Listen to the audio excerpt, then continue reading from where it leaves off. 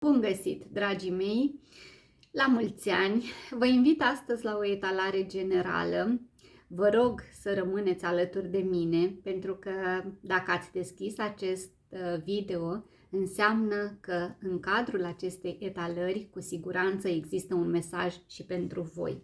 Și ca să diferențiem mai bine energiile și să nu vă mai las pe voi să vă puneți într-o poziție sau alta, o să facem în felul următor. Ne folosim de aceste două arcane, în speță energia feminină, care este absolut superbă, și energia masculină la înălțime de altfel.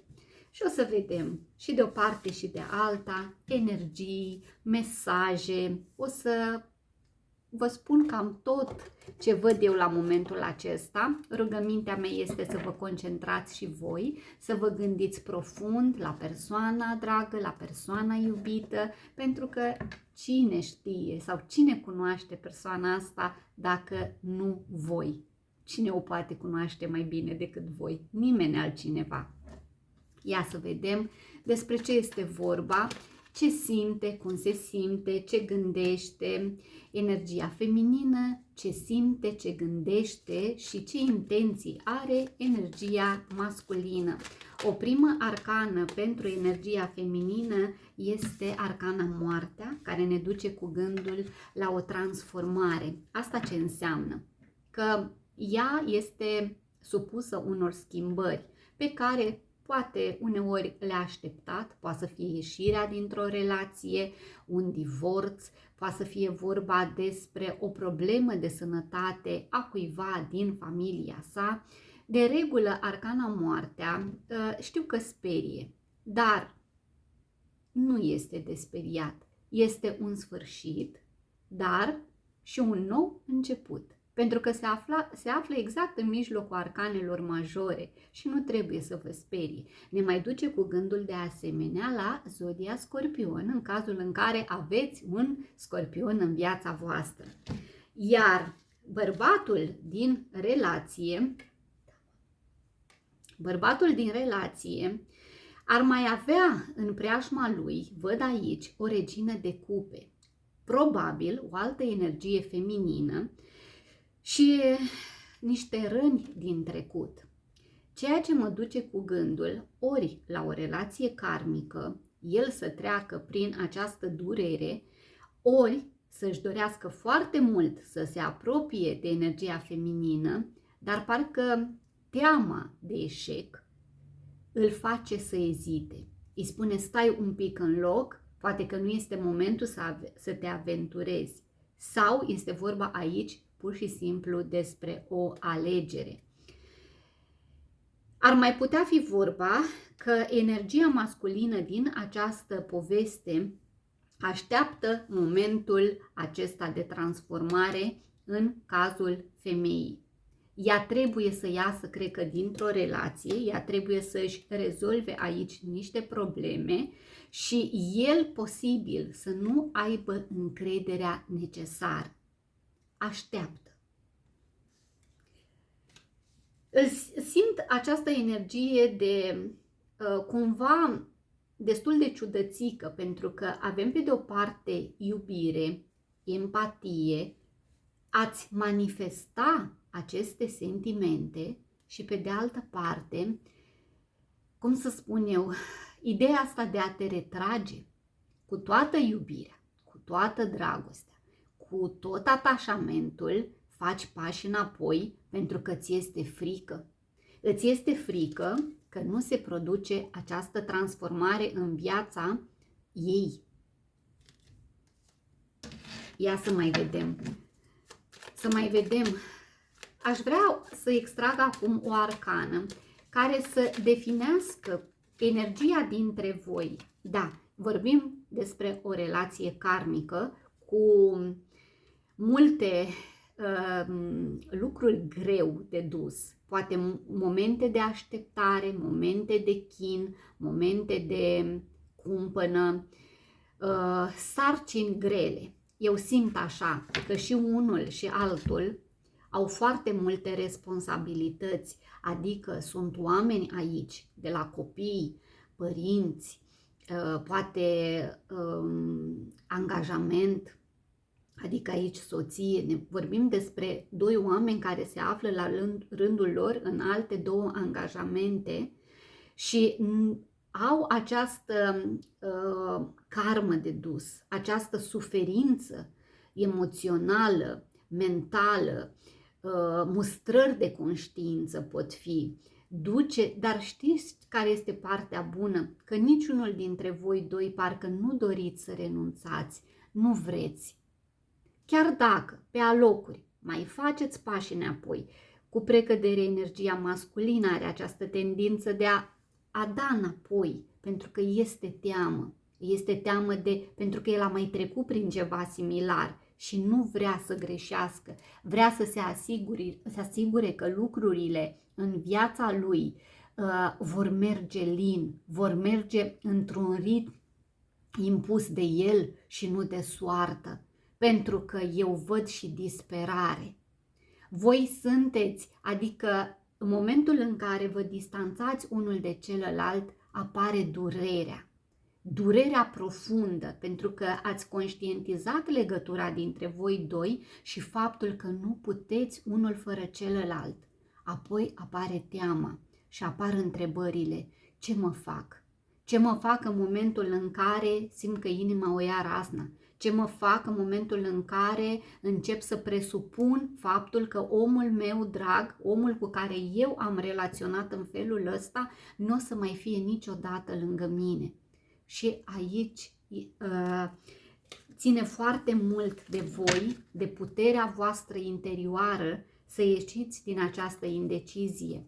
Vorbim despre un sacrificiu într-o familie care la un moment dat a cunoscut această împlinire emoțională.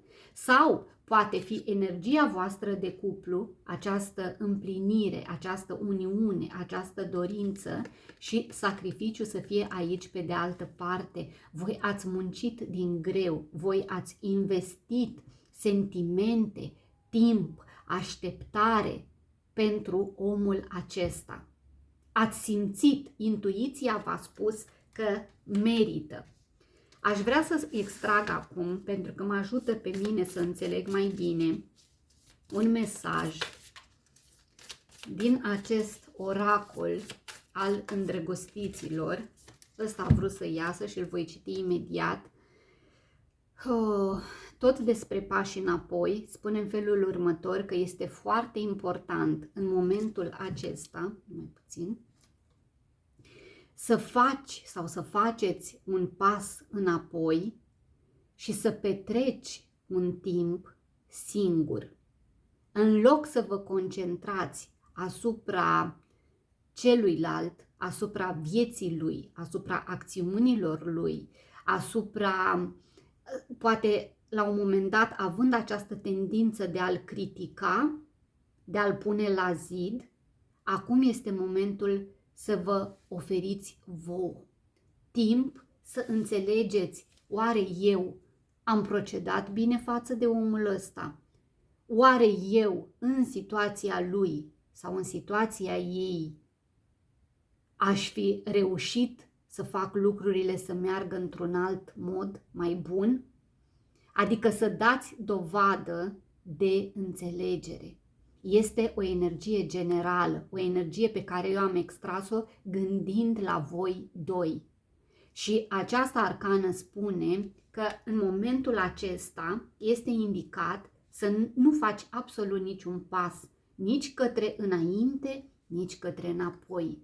Să stai, să analizezi, să te focusezi doar pe tine și pe energia ta și nu pe celălalt. Acum voi mai extrage separat și pentru energia feminină și pentru cea masculină, ca să înțelegem puțin mai bine. Posibil în momentul ăsta voi doi să nu comunicați absolut deloc. Din partea energiei feminine cu siguranță există foarte mare pasiune, un magnetism, o seducție de care ea parcă simt așa că s-ar bucura, doar că trebuie să treacă prin această eliberare. Pentru că arcana moartea vine într-adevăr la pachet și cu eliberare, adică lași deoparte, e un final, poate fi vorba despre sfârșitul unui proiect în care ea este implicată și nu a mai avut timp să, nu știu, să aprofundeze sentimentele față de persoana ei iubită, pentru că vorbim despre ea. Poate fi vorba aici despre o pierdere materială, o pierdere a unei ființe dragi. Important este că femeia aceasta simte față de energia masculină un puternic magnetism. Poate că este o femeie foarte seducătoare, este o femeie tandră, o femeie provocatoare. Bun, hai să vedem, poate că ea așteaptă această eliberare pentru ca mai apoi să-și dea frâu liber sentimentelor sau pasiunii pe care o are pentru el. Ia să vedem acum și un mesaj pentru el. Un mesaj pentru el este acesta. Când vine vorba despre chestiuni ale inimii, nu există bine sau rău. Fiecare alegere te face să înțelegi orice lucru legat de viață și dragoste. Eu simt așa că energia masculină, exact ce vă spuneam și la început, iubește, este conștient de lucrul ăsta, ar vrea să manifeste ceea ce simte către femeia lui, către femeia visurilor sale, dar îi este teamă. Îi este teamă pentru că el s-a lovit de foarte multe chestiuni în viața sa, printre care și această durere și această incapacitate. Eu mai simt un lucru aici, să știți. Eu mai simt că energia masculină nu are capacitatea necesară să ierte trecutul său, să înțeleagă de ce o altă energie feminină din viața sa a acționat într-un mod în care pe el l-a rănit profund. Și a rămas acolo blocat în trecut. Și pentru că a rămas blocat, el nu o să poată merge mai departe și nu o să poată să-și manifeste întru totul aceste sentimente pe care garantat le are pentru voi, dacă sunteți doamne, da? Pentru energia feminină, el le are și ar vrea parcă să înceapă să și le manifeste, dar imediat se gândește la trecut, imediat se gândește la rănile provocate de altcineva.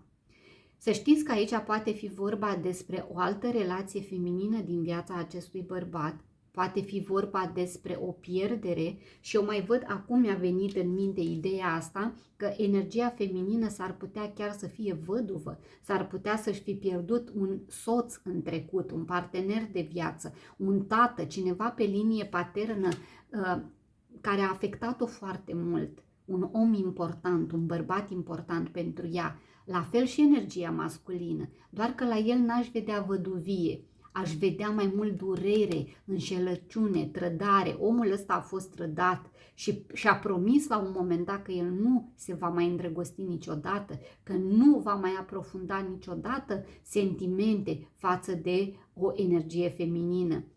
Și ați apărut voi și atunci lucrurile s-au schimbat, s-au apărut ea. Acum depinde, dacă sunteți domni, să luați așa. Sper că m-am făcut înțeleasă. Aș vrea să mă extrag de aici extrag din Lenormand, să înțeleg eu un pic mai bine ce este cu energia feminină, ce este cu energia masculină și vom pune așa. Energia feminină, energia masculină. Ia să vedem. Tot despre karmă. Avem crucea, avem vaporul, boală karmică, dragii mei. pentru că avem și moartea aici, tind să cred că energia feminină trece sau a trecut printr-un moment depresiv, într-un moment de anxietate, poate chiar a învins o boală grea. Nu vorbesc despre boală mentală neapărat, deși avem arcana copacul care face referire la sănătate și la longevitate. Poate fi aici sfârșitul unei relații de lungă durată, dar relație karmică, poate fi sfârșitul, ea să-și fi propus să pună capăt unei relații la distanță, văd că vă desparte sau o desparte o apă, un ocean, o mare, ceva, o călătorie lungă. Poate să fie o călătorie, sigur, și spirituală, pentru că avem arcana crucea. Mult se roagă femeia din relație.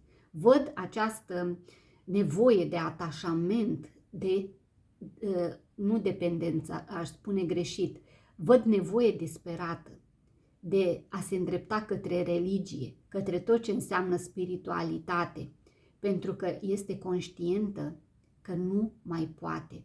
Nu mai poate face față acestor transformări continue din viața ei. Simte că au venit toate deodată și starea de sănătate s-a înrăutățit și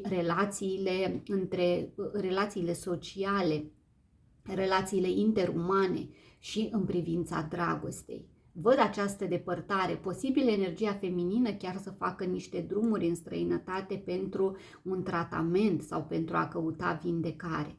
De asemenea, mai pot vedea aici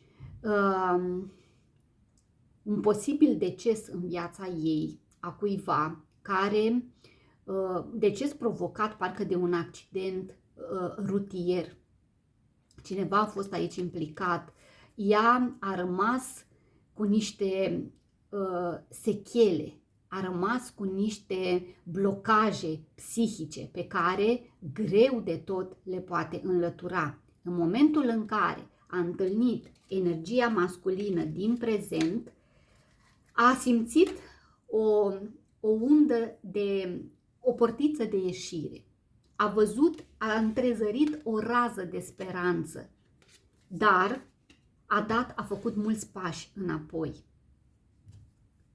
Ia să vedem energia masculină. Energia masculină posibil să fie ori văduv, ori divorțat, separat, un copil mai văd aici, sau dacă nu este un copil, poate fi un nou început. Pentru că el poate reprezenta un tânăr, dar poate reprezenta și un nou început în dragoste, poate reprezenta un nou început într-un proiect, într-o carieră.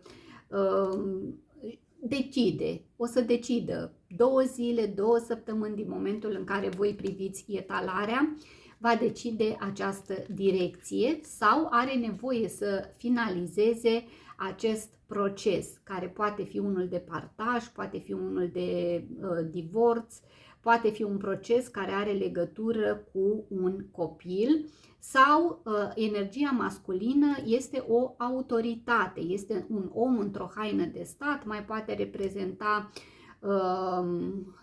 orice legat de primării, judecătorii, instituții înalte, tribunale, școli și așa mai departe.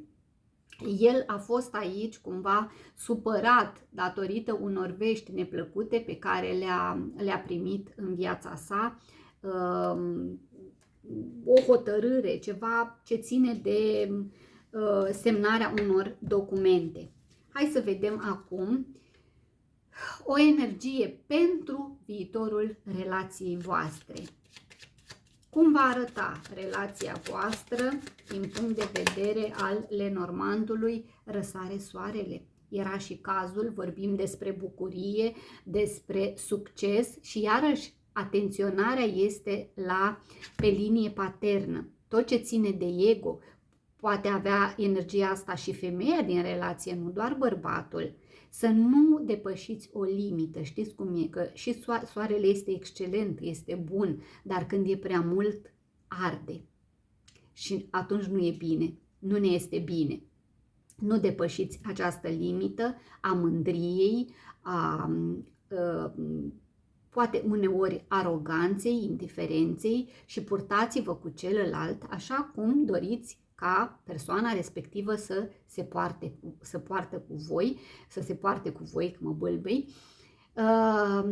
Aici am succes și am fericire și am momente de loialitate, momente în care omul știe exact ceea ce vrea să facă, cu cine vrea să facă, te simți în elementul tău cu celălalt. Asta este arcana care vă definește pe voi. Hai să vedem acum o noutate, aș mai vedea, care va duce foarte multă speranță, niște vești în luna ianuarie, pe tot parcursul ei, o zi, o săptămână, o lună, din momentul în care voi vedeți această etalare, nu doar luna ianuarie, depinde când o vedeți, pentru că ea este atemporală. Și aș vrea să mă extrag de aici un mesaj pentru voi, 1-2 mesaje pentru relația voastră. Simt că trebuie să aveți foarte multă răbdare unul cu celălalt ca să reușiți. Da, din cauza faptului, așa este, că fiecare dintre voi veniți din relații care nu v-au împlinit emoțional. Voi ați avut parte de relații sau de dragoste neîmpărtășită.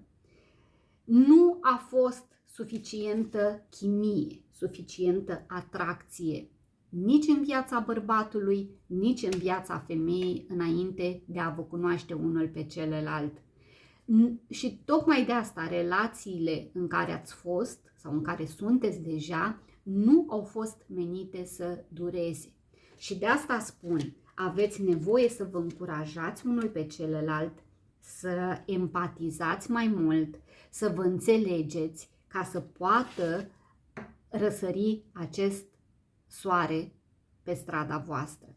Aveți această tendință, la un moment dat ați avut această tendință să vă înșelați, dar este dragoste adevărată. Între voi există dragoste adevărată, este iubirea vieții tale, bărbatul la care te gândești, femeia la care te gândești. Dacă ai avut impresia că te înșeli, ai făcut-o, pentru că nu puteți trece de această etapă, nu puteți trece de această legătură, pentru că este una karmică și vă spun un lucru, este una menită să dureze.